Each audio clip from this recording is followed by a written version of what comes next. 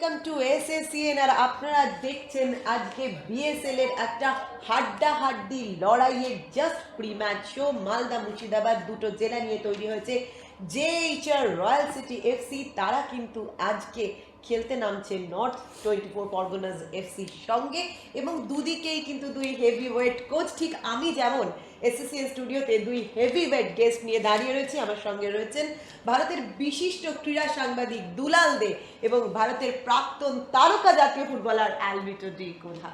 এবং আমি জানতে চাই যে আজকের এই হাড্ডাহাড্ডি লড়াইয়ে সৈয়দ রমন এবং গৌতম ঘোষ কে কোনজন বাজিমাত করার সম্ভাবনা বেশি?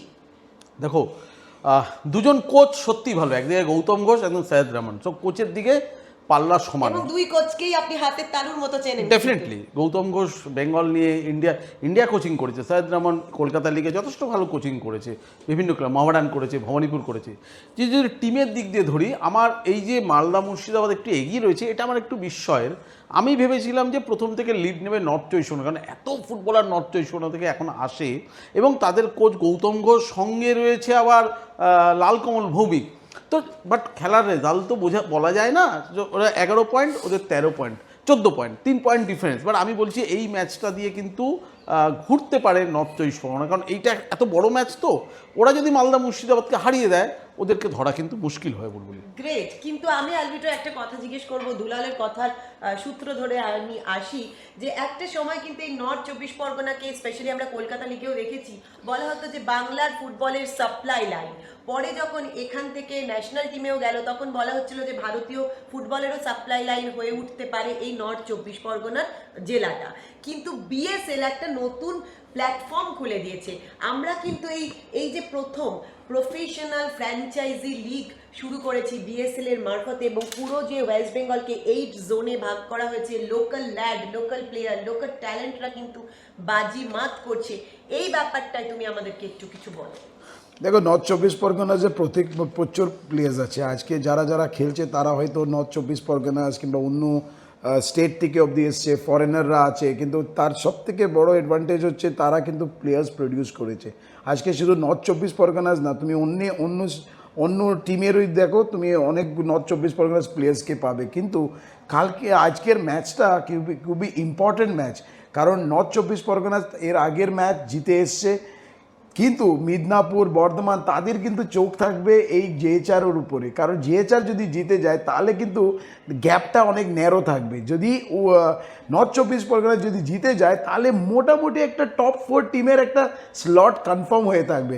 তো বর্ধমান কিংবা আমাদের নর্থ বেঙ্গল, মিদনাপুর, তারা চাইবে জেএইচআর যদি ম্যাচটা আজকে জিততে পারে, তাহলে কিন্তু তাদের একটা চান্স আছে। তো এই কারণে আমরা সবসময়, যতবার আমাকে এই প্রশ্নগুলো করা হবে, আমি বলবো লিগ কিন্তু জমছে, 7টা টিমের কিন্তু লড়াই চলছে। তো আমার মনে হয় আজকের ম্যাচ যথেষ্ট important match. JHR top of the table যেতে চাইবে, এদিকে নর্থ 24 পরগনাস তারা কিন্তু সুপার 4-এ ওরা চেষ্টা করবে। এই ম্যাচ যদি জিততে পারে তো 14 points, they will be the surely contenders to be in the top 4। আমি দুলাল আপনাকে যে কদিন কথা বললাম, আমি দেখলাম আপনার ফুটবলের নলেজ এত অ্যাকিউরেট। মোটামুটি যে টিমকে যতগুলো বলে আপনি প্রেডিক্ট করেছেন, আমরা স্কোর বোর্ড তাই দেখেছি। কিন্তু অ্যাকর্ডিং টু অ্যালভিটো আমরা যেটা বুঝতে পারছি যে অ্যাকচুয়ালি আজকে বিএসএল এর বাকি 6টা টিম, 6টা জোন, তারা চাইবে যে এইচআর রয়্যাল সিটি এফসি আজকে উইন করুক। আপনার পাল্লা কোন দিকে ভারী আজকে? তো ডেফিনেটলি আমি যেটা বলছি, মানে ওইভাবে তো জ্যোতিষের মতো বলা যায় না। যে আগের দিন যে রেড কার্ড দেখলো ব্যাডমিন্টন টিমের কাছে জোটা, সে আজকে আবার খেলার সুযোগ পেয়ে গেছে, কারণ ওরা রবি হাসদা জোটা কিন্তু খেলার জোটা হচ্ছে মেইন প্লেয়ার মালদা মুর্শিদাবাদ। ও না থাকলে তাহলে কিন্তু বলে দেওয়া যেত যে অনেকটা ডিফারেন্স হয়ে যাচ্ছে এই ম্যাচটা। না, আমি বলবো যে ডার্বিতে একটা শহরে হয় সেটা তো সম্ভব না, কিন্তু ডার্বির উত্তেজনা বিএসএল এর এই ম্যাচটা নর্থ 24 পরগনা এবং মালদা মুর্শিদাবাদ। বাট আমি কিন্তু মনে হয় যে এই ম্যাচটা নর্থ 24 পরগনা ফেভারিট থাকবে, যদিও ওদের পয়েন্টস কম, 2 পয়েন্ট 3 পয়েন্ট কিছু যায় আসে না। আমার ধারণা নর্থ 24 পরগনা ফেভারিট, কারণ ওরা বারবার পিছিয়ে থাকা যারা থাকে তারা অনেক বেশি ভয়ঙ্কর থাকে। এবং নর্থ 24 পরগনা যেহেতু এই তারক হেমব্রমের মতো এত প্লেয়াররা রয়েছে, এবং এত রয়েছে, অভিজ্ঞ তন্ময় আছে, তন্ময়ের মতো ভালো প্লেয়ার রয়েছে মিডফিল্ডে। সো আমার মনে হয় নর্থ 24 পরগনা মিস করবে না, এখান থেকে কিন্তু বের করে নেবে ম্যাচটা, আমার মনে হয়। আচ্ছা, তো আজকে অ্যালভিটো, যদি আমি বিএসএল এর বাকি 6টা টিম ছাড়া ভাবি, অ্যালভিটো কি চাইছে আজকে, কি হোক বা কি হতে পারে?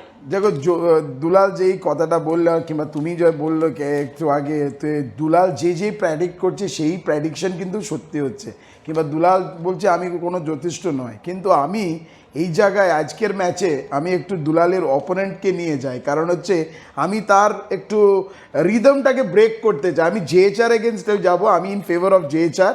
সেটা nothing to do with the BSL definitely let the best team win, কিন্তু আজকের ম্যাচে আমি চাইবো যদি জেএচআর জিতে যায় তাহলে কিন্তু বাকিগুলো টিম তারা সবাই ভাববে আমাদেরই একটা চান্স আছে। তো আমি সেই অ্যাঙ্গেল থেকে আমি চাইবো যদি জেএচআর জিততে যাবে পারে তাহলে কিন্তু league is still wide open. কারণ হচ্ছে যদি আমাদের নর্থ 24 পরগনা যদি 3 পয়েন্ট পায় তাহলে বাকিগুলো টিম তাদের মধ্যে গ্যাপটা অনেক ডিফারেন্স হয়ে যাবে, ম্যাচ কমছে, এটা আমাদেরকে মাথায় রাখতে হবে। যত কিন্তু ম্যাচ ওরা 8টা ম্যাচ খেললে তার মানে 6টা ম্যাচ বাকি থাকছে।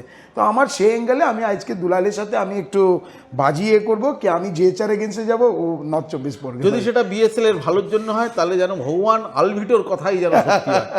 আজকে কোন প্লেয়ারদের দিকে আমরা চোখ রাখবো? দেখো আমি 11 জনের টিম হলে তবেই বলি যে এটা ভালো টিম, তবু তার মধ্যে তো 2-1 একটু নজর রাখতে হয়। আমার মনে হয় মিডফিল্ডে তন্ময় ঘোষের দিকে কিন্তু নজর রাখতে হয়। তারপরে তারক হেমব্রম আছে, কুন্তল পাখিরা আছে, মোহন সরকার আছে, all are very mature player for BSL এর।